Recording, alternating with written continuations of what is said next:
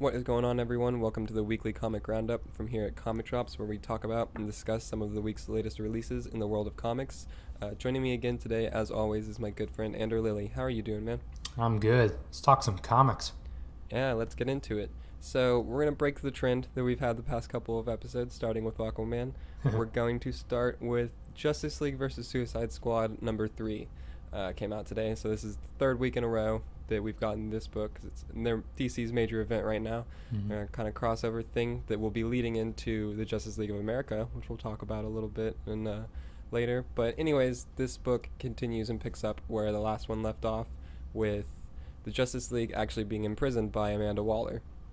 And so we get, honestly, I really loved the panel with, we get Batman in like a strapped to a chair, a straight jacket with like the face mask, looking like Hannibal Lecter. I just really thought that page was awesome. But so we get to see the Suicide Squad see the Justice League locked up, and kind of we get more character back and forth with that. And then while that's going on, we have Batman and Amanda Waller talking about what's really happening, and kind of the situation about how the Justice League and Suicide Squad will inevitably team up to stop Maxwell Lord, and I forget the name of the team. Do they have like a team name, all the bad guys? Oh, they do, but I can't remember what it is. I'm looking through the comic. I'm trying to figure it out. Nope, don't have it. They just call them the first Suicide Squad at the end. But anyways, we'll just call them the Society of Evil. Yeah, the Society of Evil. It's what, Mr. Polaris, is that his name? And then Johnny Sorrow and the Emerald Empress and Rostam, and I'm not sure who else, but basically the Justice League and Suicide Squad are going to have to end up working together to face off against them. And I enjoyed this issue. I thought it's been this arc overall hasn't really like blown me away or anything, but I wasn't expecting too much from it. Also, I'm really excited to see what all spins out of this and kind of the effects that this has on the landscape of the DCU going forward. But other than that, it just hasn't really drawn me in too much, I suppose. But I don't know. What have you thought about it? I didn't read this issue, okay. And I probably won't read it. But I was kind of with you on that. I wasn't expecting much out of this event. I'm kind of just curious to see how it leads into Justice League of America. I like the art in the first 2 issues. But it takes so much for me to get interested in the Suicide Squad, and it's just kind of very like, it just feels very been there, done that. I guess. Yeah, and I felt like I've read this comic book before. Yeah, you know what it reminds me of? It reminds me of Trinity War. That's funny that you should mention that, because after I finished reading it and I was going back through and looking at it in a couple of the pages, I got very strong Trinity War vibes for some reason. Yeah, it's just kind of like the whole, this team's going to fight up against this team, and then they're going to all discover... They're in these like secret bases talking with the government agents. Yeah, and yeah, so I was like, like you said, I feel like I've read this comic before. They're just different teams. Yeah, and so it kind of... I don't know. It's definitely not been bad, but it's kind of, to quote Young Justice, it's been whelming. Yeah, exactly. It's just sort of been okay. It's been entertaining, but nothing like groundbreaking. Yeah, definitely. I mean, I don't, like, if you're a big fan of the Suicide Squad, I'd say read it. You'll probably get some kicks out of it. But if you're just sort of like not really too into it and not really impressed with the whole premise, I'd say skip it. I mean, that's what I'm gonna do. I don't know. It's just, there's some cool, like, it's cool that Killer Frost is getting more attention, in which she has to, since we know she'll be part of the JLA team spinning out of this. But so I mean, like, her moments were nice, and there's definitely some nice moments in there, but overall it's not really anything noteworthy, I don't think. Yeah, exactly. And so that's a little disappointing, but very, very grand implications from what's going to be spinning out of this, and so that is exciting. At the very least. I completely agree. That's going to be what's really exciting, just to see the new status quo after the feel like the second half of this event is definitely going to be way better than these first 3 issues, or at least way more exciting than these first 3 have been. Yeah, I agree. But moving right along, we'll stick with DC. Green Lanterns number 14, right? Yeah. Yep. Came out this week, and so how was that one? This was the finale to the arc. This right? was the finale to the Phantom Lantern. Excuse me, Phantom Lantern. Got a little cold here. It was kind of underwhelming, unfortunately. I honestly don't even remember all that what happened too much. That's not a good thing. I read it yesterday. No. Yeah, they stopped him, and I think Jessica. Oh yeah. Jessica was actually the best part of it because she kind of fully embraced the Green Lantern, and we finally got the scene where we get she's a Green Lantern now, and because she puts on the Phantom ring, and it kind of whatever you're feeling is what the kind of lantern you'll become. Yeah. And so when she put it on, she stayed a Green Lantern. So that was a cool scene, especially since her whole story has been how she's been trying to overcome her anxiety and her fear. Yeah, that's a really cool character moment. Yeah, and so I like that. That was probably the only memorable scene for me, unfortunately, except for the ending. The ending was cool, but I can't spoil it. It sets up some pretty interesting things that could happen in the future of the book, but sadly, it didn't deliver. And this is now 2 arcs in Green Lanterns where the ending has just sort of it's just fizzled. It just hasn't hit the right landing. The ending just kind of strolled across the finish line. Yeah, kind of collapsed like an inch from it. Collapsed instead of strolling. I mean, whatever fits. Okay, yeah, maybe not collapsed, but pretty close. This issue was pretty close. It wasn't a very memorable issue.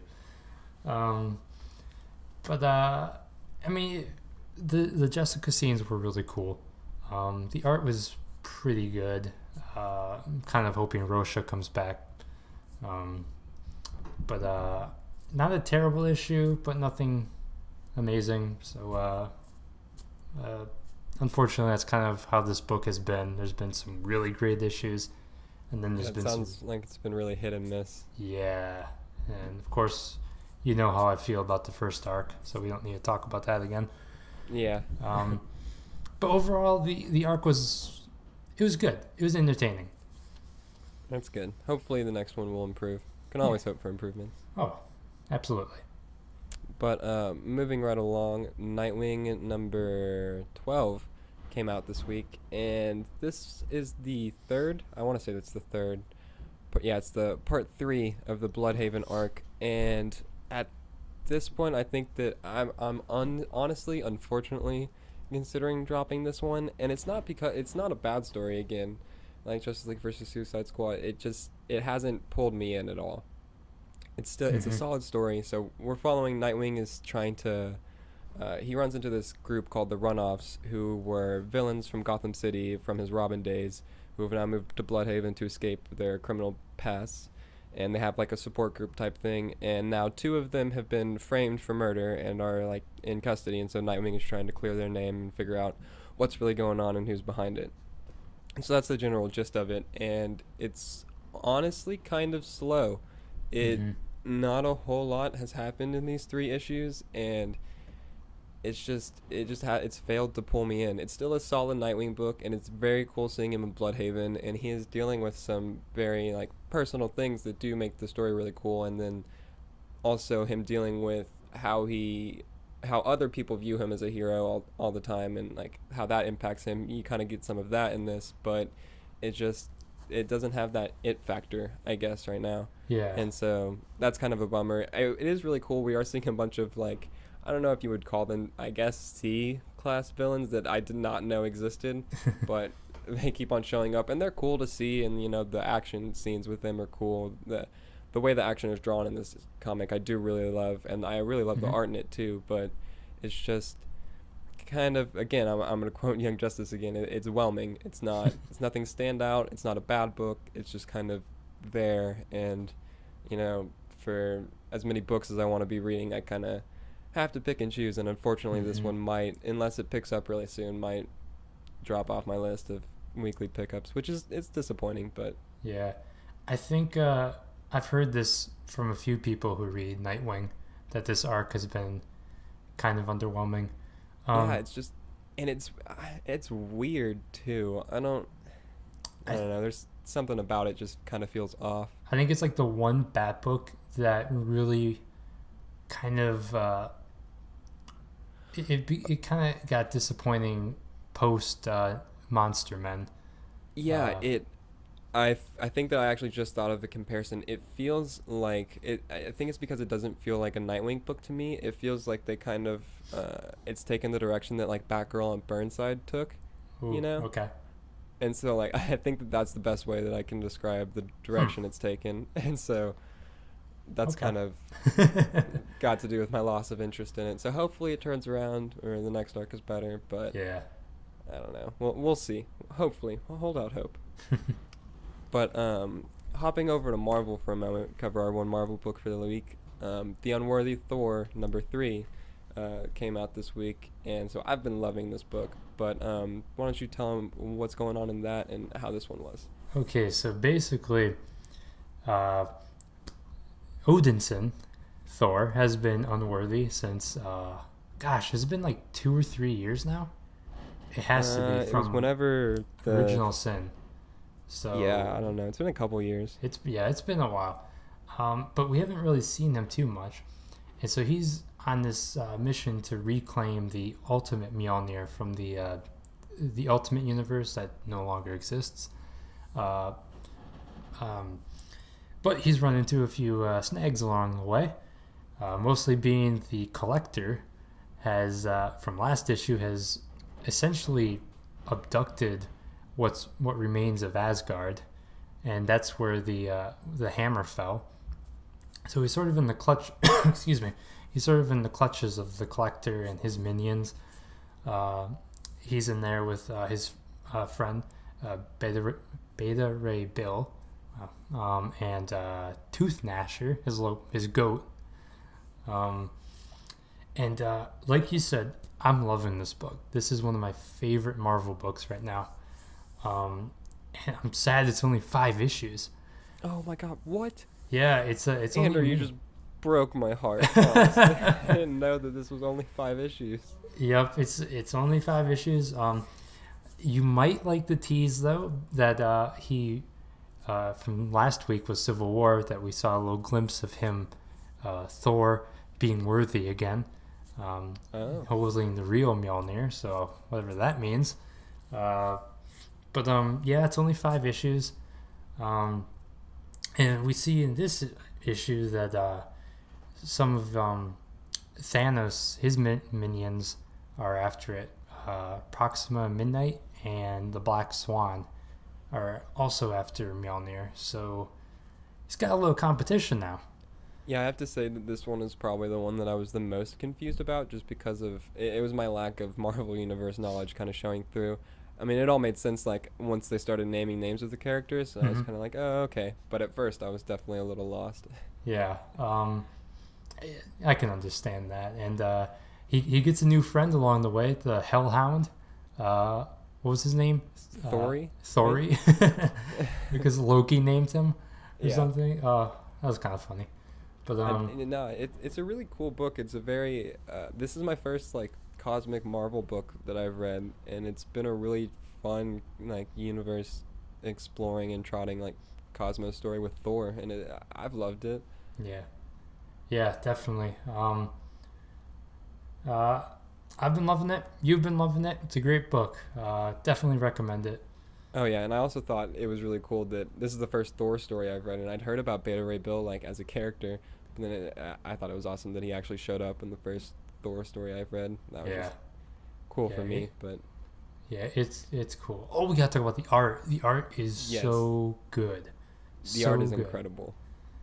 Oliver Coipel, I hope that's how you pronounce his name. He's fantastic. I love his art. He's kind of one of those typical Marvel artists. He does all their big books. But it's beautiful. It's a fantastic read. Oh yeah, it's I love the panel layout.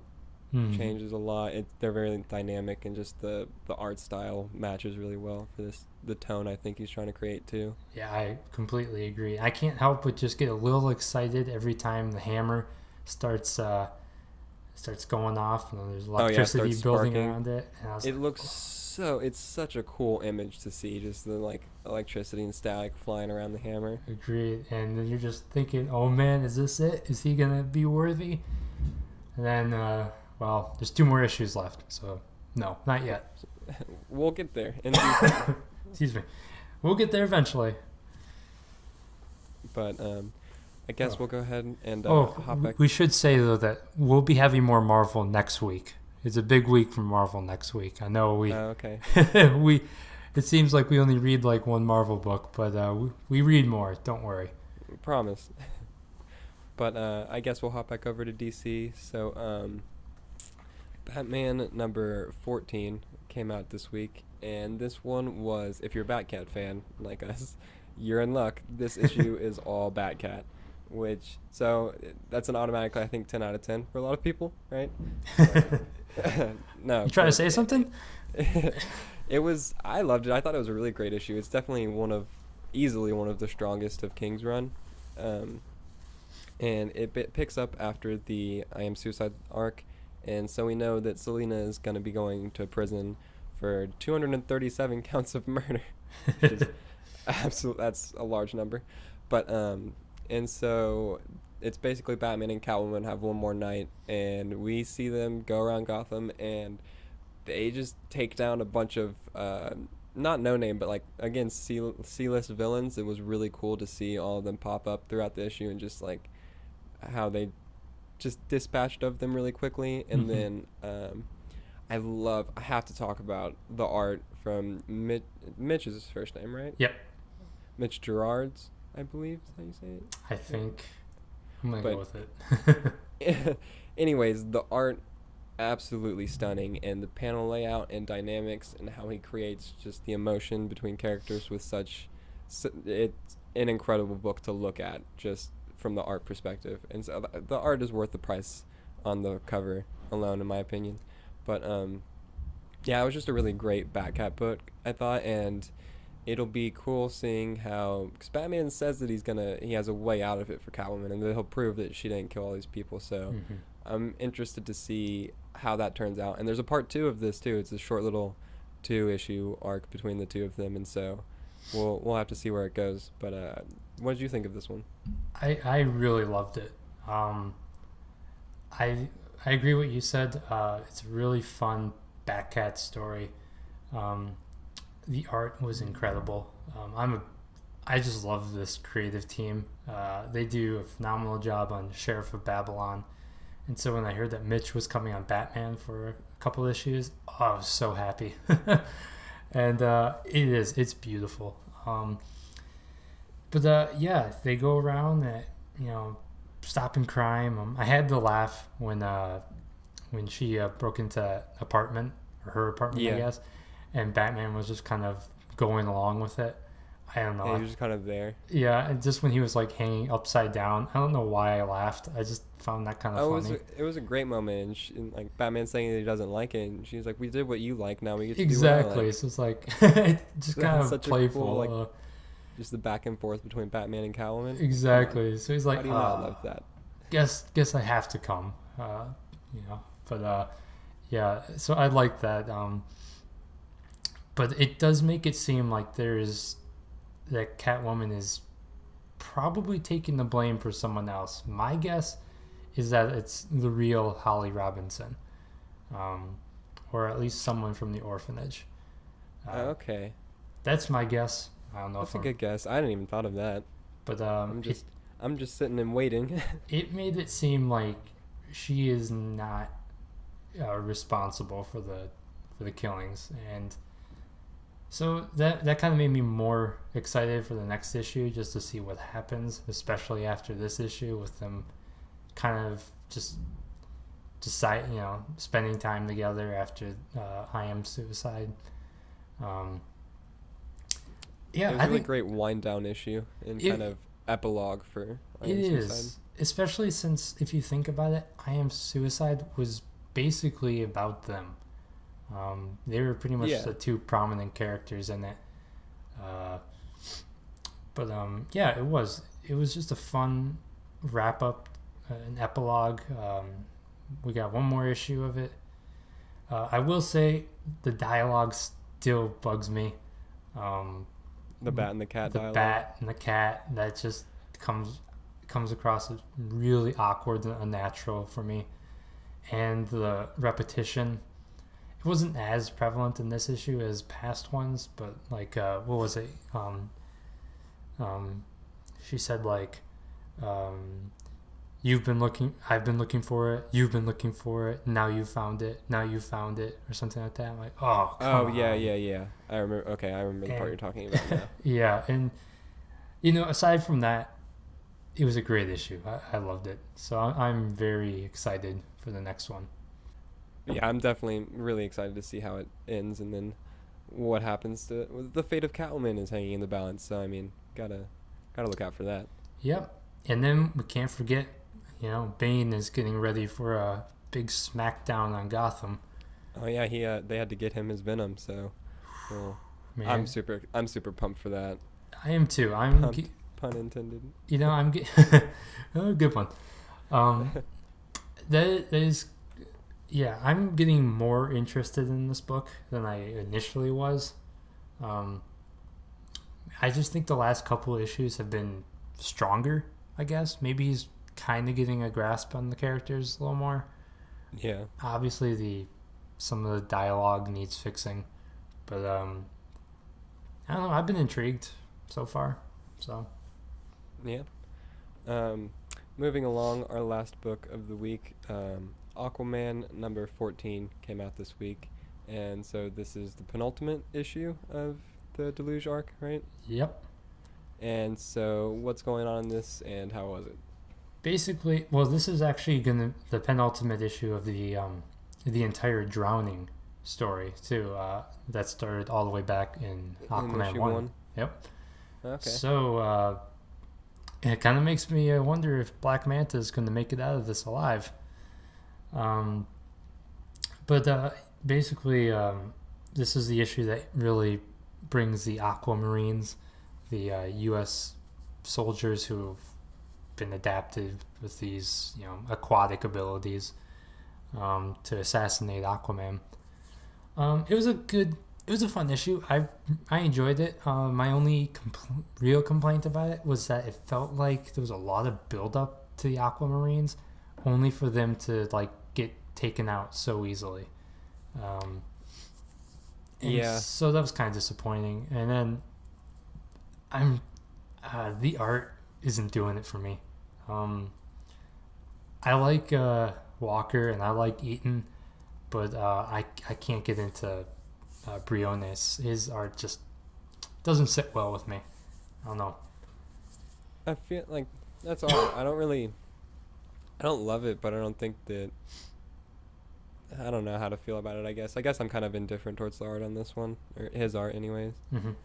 But yeah, I'd have to agree. There was a lot of build up for the Aquamarines, and then when the time came to kind of dispatch them, they were just kind of pushed to the side really quickly. Yeah, I mean they still did some damage, a few casualties, but still. Yeah.